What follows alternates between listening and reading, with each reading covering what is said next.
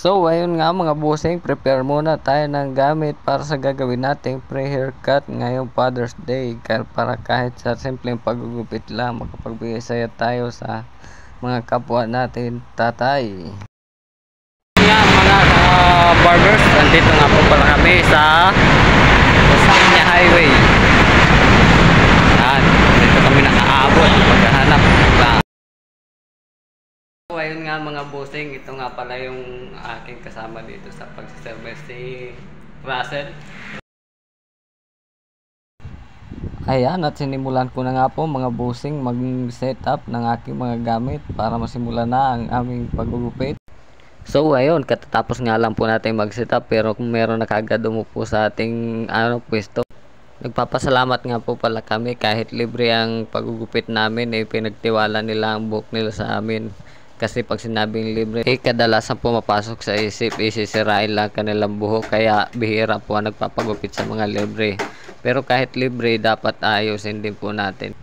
Kasi sumasalamin din naman po yan sa atin, kasi hindi lang naman tayo nakakakita ng ginawa nating gupit. Marami po yan, mga kamag-anak, tropa, katrabaho. Tatanungin yan kung sinong nagupit sa kanya. Siyempre ituturo kung sino, kung saan, kung sinong barbero. Siyempre tayo ang sira.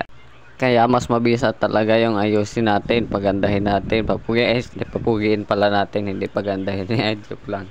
At tingnan mo naman si bossing, relax na relax siya, o kampante.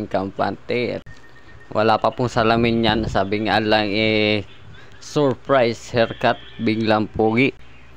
Napakababa nga po pala ng aking upuan dyan, kaya ayan o, tingnan nyo naman, kubang-kuba na si barbero. At binidyohan pa nga po pala kami ni ate. Ayan o, tingnan mo naman, ang ating model ay talaga namang mala Alden Richard ang datingan sa kanyang gupit ng pinagawa. Ayun nga po sinasabi, kung binarobal o binalasubas natin ang gupit sa ating client, ay diari na tayo kasi binabidyohan pa tayo. Sinong masisira? Tayo din. Kaya mas mabisa talaga yung gupit pugi lang mga bossing. Kaya ano pa nga bang hinihintay natin? Pasko. Kaya bigyan ng paborito natin yan, ng inipit, ipit, pati tingay, inipit, ipit. Aray ko. Pero walang ganon mga bossing. Goods na goods yan. Pre-haircut lang yan. Pero tingnan nyo naman, pang high-end ang datingan ng ating galawan. Kaya tayo pinilahan. At hanggang dito na nga lang po ang ating video. Happy Father's Day nga po pala sa lahat ng mga tatay dyan. Kahit simpleng gupit lang, kayo ay aming nabigyan. Maraming salamat po sa lahat ng nagtiwala.